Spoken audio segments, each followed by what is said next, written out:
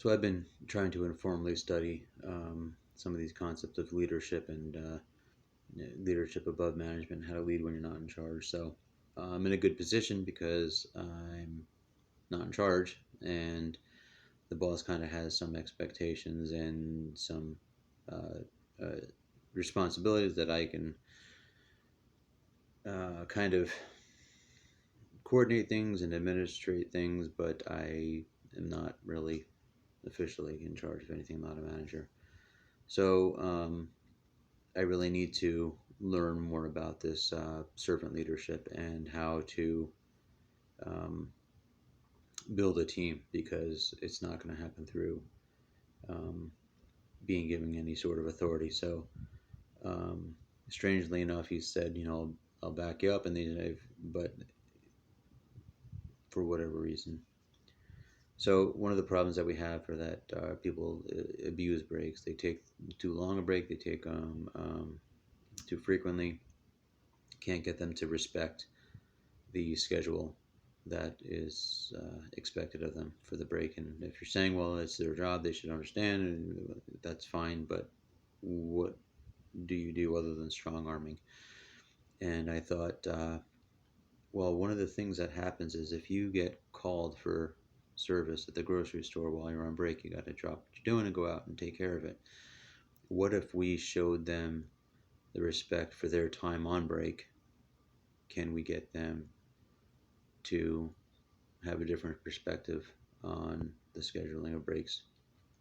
So we have um, uh, 4 registers, and then we have a first, second, third, and fourth um, checkers that get called as necessary, and also with the baggers, first, second, third, fourth bagger, and just use we got our A, B, and C checkers that are have a drawer and ready to go. Um, let's say Adam, Beth, and Carl. So we got A, B, and C. Adam, Beth, and Carl. Adam and Beth are checking along, helping customers through, and Carl is in the break room. And I go in there and I say, are you getting started, or are you just almost done with break? And he's like, I just got sat down. I'm like, that's fine, don't worry about it.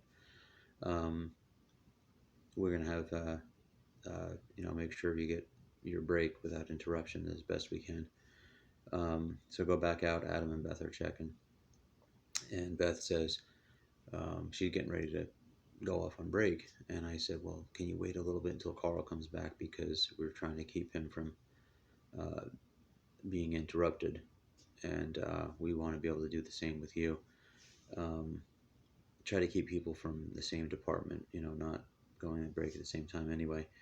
And she's like, I'm really hungry. And I'm like, I understand, but when you go on break, Carl can cover for you um, if we get this done right. And she said, okay. So um, Adam and Beth are checking, and we've got Michael on the bagging, and starts to get busy. And this is where we start to call Carl in off a break, say, come on in, we need a third checker.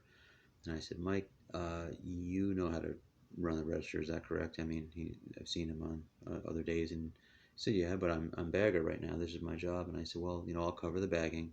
We'll call second bagger if we need to. But can you go take a couple customers? And he said, sure. So he goes over on the register, starts running. A couple minutes later, things start to slow down. Michael comes back to bagging. And so we got Adam and Beth on the register. And then Beth starts to kind of look around and start to slow down, looking at the clock. And she kind of grabs her food and slinks off to the break room. And I'm thinking, that's fine. She held off as long as she could.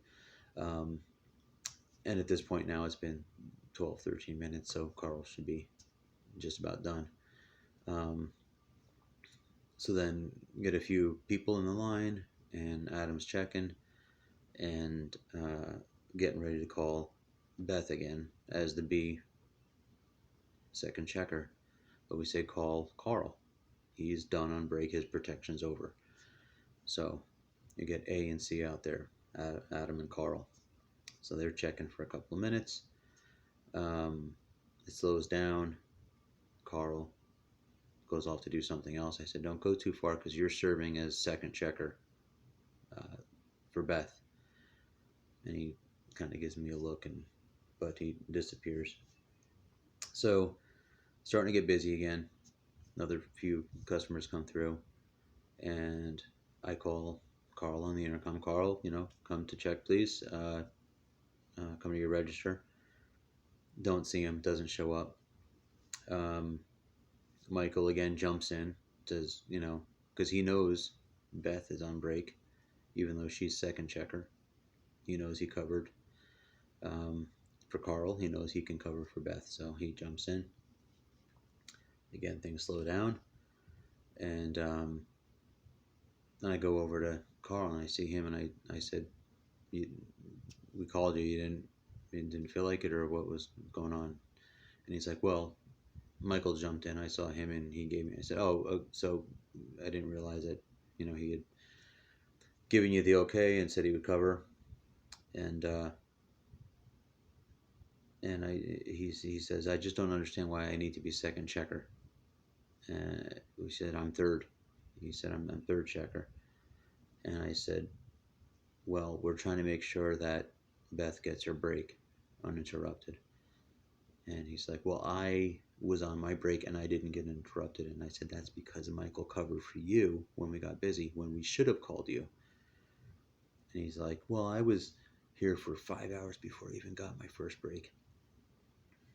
And I just said, I'm sorry that happened. Ideally, we can get this all worked out so that doesn't happen anymore. But I guess even the best servant leader response might have been, "Sorry that happened. What can we do to make it up? How can I help?" Um, Maybe in a little while, before when it slows down, we can get you another break. Would that help?